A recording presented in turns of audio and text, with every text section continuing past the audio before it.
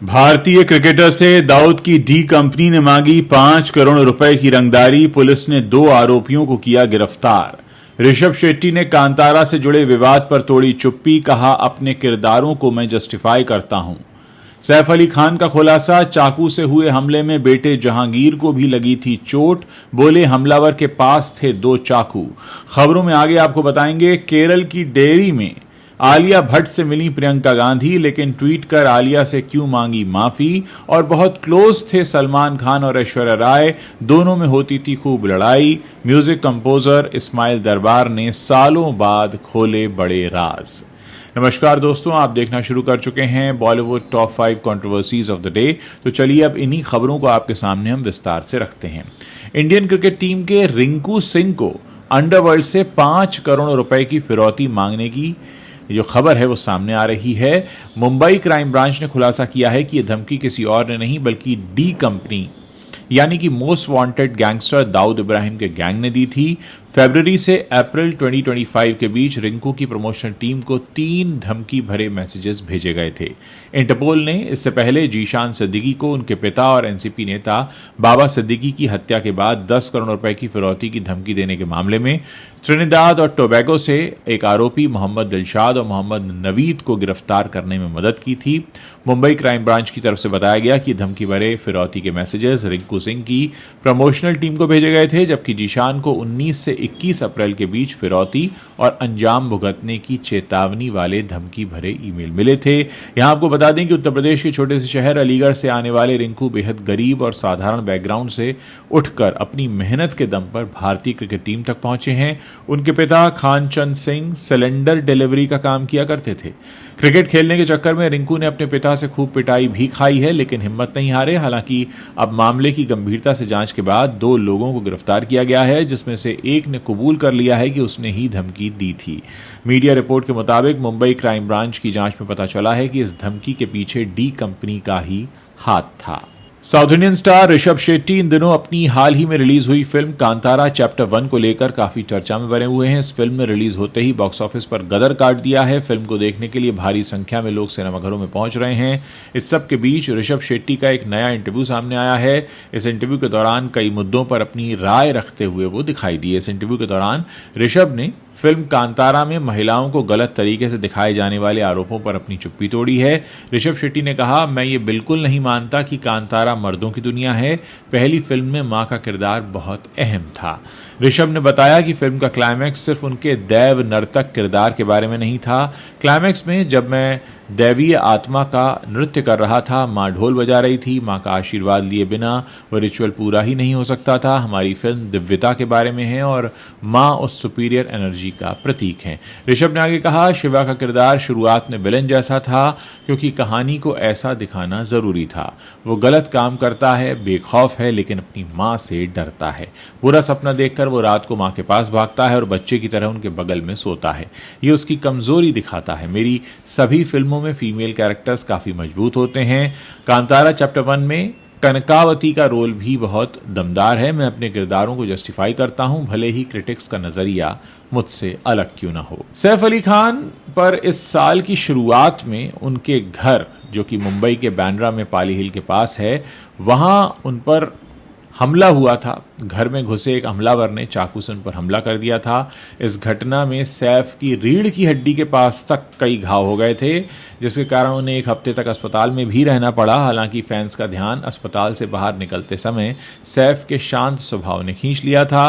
White shirt और jeans पहने हुए सैफ अली खान पूरी तरह हेल्दी लग रहे थे। सोशल मीडिया पर कुछ लोगों ने सैफ पर हुई चाकू से हमले की घटना को फर्जी तक करार दे दिया था। वहीं अब सैफ ने इस पूरे मामले पर आखिरकार अपनी चुप्पी तोड़ दी है। Too much with Kajol and twinkle में सैफ ने इस घटना और उसके बाद के घटनाक्रम के बारे में खुलकर बात की। सैफ ने घटना याद करते हुए कहा, करीना बाहर गई हुई थी और मैंने अपने दोनों बेटे यानी तैमूर और जेह के साथ एक फिल्म देखी थी। हम करीब 2 बजे रात में सोने गए। जब करीना लौटी तो हमने थोड़ी बातचीत की। फिर हाउस हेल्पर आई और बोली, जे बाबा के कमरे में कोई है, उसके हाथ में चाकू है और वो कह रहा है कि उसे पैसा चाहिए। सैफ ने आगे कहा, मैंने सोचा कि वो मुझसे छोटा है, इसलिए मैंने उस पर कूदकर हमला किया। जे बाद में कहता है, ये बड़ी गलती थी आपकी। आपको उसको मुक्का मारना चाहिए था, लेकिन मैंने उस पर कूद कर लड़ाई करना शुरू कर दिया। उसके पास 2 चाकू थे और वो हर जगह वार करने लगा। इसी में हाउस हेल्प और जे को भी चाकू से खरोंचें लगी थीं। दरअसल 15 जनवरी 2025 की बात है। सैफ अली खान के बांद्रा स्थित घर में एक हमलावर ने घर में जबरदस्ती घुसकर चोरी का प्रयास किया था और इस दौरान उन पर चाकू से हमला किया था। घटना के बाद सैफ को तुरंत लीलावती अस्पताल भी ले जाया गया और ये खबर उस वक्त काफ़ी सुर्खियां बटोर रही थी, लेकिन ये पहला मौका है जब सैफ अली खान ने खुद इसके बारे में इतना डिटेल में बात की है। कांग्रेस सांसद प्रियंका गांधी वाड्रा ने बीते मंगलवार को सोशल मीडिया पर अपने एक पोस्ट के जरिए बताया कि उनकी मुलाकात आलिया भट्ट से हुई, लेकिन ये वो हिंदी सिनेमा वाली आलिया नहीं है, बल्कि उनके ही नाम वाली ये गाय हैं। वायनाड की सांसद प्रियंका वाड्रा ने सोशल मीडिया पर एक वीडियो शेयर किया जिसमें वो केरल के तिरुम्बाड़ी स्थित एक डेयरी फार्म में गायों के साथ दुलार करती, सहलाती और खाना खिलाती नजर आ रही हैं। उन्होंने एक्स पर अपने एक वीडियो पोस्ट में कहा, एक बहुत ही प्यारे परिवार की ओर से संचालित डेयरी फार्म में डेयरी किसानों के एक ग्रुप से मुलाकात हुई और इस दौरान आलिया भट्ट नाम की एक गाय भी मिली। मैं आलिया भट्ट से माफ़ी चाहती हूँ, लेकिन वाकई में बहुत प्यारी है। भले ही उन्होंने अपनी पोस्ट की शुरुआत मजाकिया अंदाज में की हो, लेकिन बाद में कांग्रेस नेता ने डेयरी किसानों के सामने आने वाले संघर्षों और मुश्किलों का जिक्र किया, जिनमें उनकी आर्थिक तंगी और बीमा कवरेज भी शामिल है।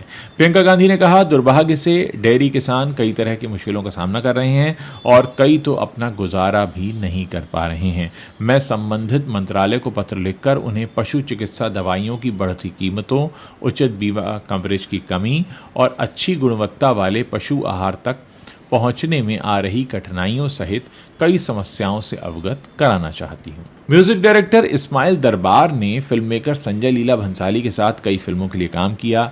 आप जानते हैं हाल ही में उन्होंने डायरेक्टर भंसाली के साथ अपने उतार चढ़ाव भरे रिश्ते को लेकर भी बात की है। इसके साथ ही उन्होंने सलमान खान और ऐश्वर्या राय के रिश्ते को लेकर भी खुलासा किया है। इस्माइल ने बताया कि सलमान और ऐश्वर्या के बीच खूब लड़ाइयाँ होती थीं और ये सब देखकर सभी लोग बहुत दुखी हुआ करते थे। इस्माइल दरबार ने संजय लीला भंसाली के साथ कई फिल्मों के लिए कोलैबोरेशन पर भी बात की। हम दिल दे चुके सनम और देवदास, जिसमें सलमान खान, ऐश्वर्या और शाहरुख खान जैसे बड़े सितारे थे इन दोनों फिल्मों में। हालांकि इन प्रोजेक्ट्स को बड़ी सफलता मिली, लेकिन पर्दे के पीछे तनाव भी जो थे वो निकल कर सामने आए, खासकर तब जब कास्टिंग से जुड़े फैसलों ने दोनों के बीच दरार पैदा कर दी। इस्माइल दरबार ने हिंट दिया कि संजय लीला भंसाली का देवदास में शाहरुख खान को कास्ट करने का फैसला सलमान खान के साथ उनके रिश्तों में आई दरार की वजह से हुआ। विकी लालवानी को दिए इंटरव्यू में इस्माइल दरबार ने कहा, जब मुझे काम की जरूरत थी तब उन्होंने मुझे हम दिल दे चुके सनम दी और जब उन्हें मेरी ज़रूरत थी तब मैंने अपना सारा काम छोड़कर उनके लिए काम किया। वो इंडस्ट्री में मेरे गॉडफादर थे। उन्होंने आगे कहा, मेरा दिल कहता है कि सलमान के साथ उनका रिश्ता इसीलिए बिगड़ा क्योंकि उन्होंने देवदास के लिए शाहरुख खान को साइन किया। जब खामोशी फ्लॉप हुई थी तब भी सलमान ने उनका साथ दिया था। क्या ये साफ नहीं है? अगर मैं आपकी 2 बार मदद करूं और तीसरी बार आप मेरे कॉम्पिटिटर को ले लें तो मुझे दुख तो होगा ही। इस्माइल दरबार से पूछा गया कि क्या ऐश्वर्या राय के साथ सलमान खान के रिश्ते की वजह से उन्हें फिल्म में कास्ट नहीं किया गया, तो इस्माइल ने कहा, उनकी लड़ाइयों की खबरें मीडिया में हर जगह थीं, हमें बुरा लगता था, वे इतने करीब थे, उन्हें लड़ना नहीं चाहिए था। लेकिन ये सब पुरानी बातें हैं। सलमान खान खुद भी इतने समझदार हैं कि अब कभी इस बारे में बात नहीं करते हैं। तो दोस्तों, ये वो 5 बड़ी खबरें हैं जो कंट्रोवर्शियल हैं और इंटरनेट पर छाई हुई हैं। अगर आपको वीडियो पसंद आ रहा है तो उसे अपने दोस्तों के साथ शेयर करना मत भूलिएगा। चैनल पर नए हैं तो हमें सब्सक्राइब कर सकते हैं ताकि जब भी हम कोई नया वीडियो पोस्ट करें उसकी नोटिफिकेशन आप तक तुरंत पहुंच जाए।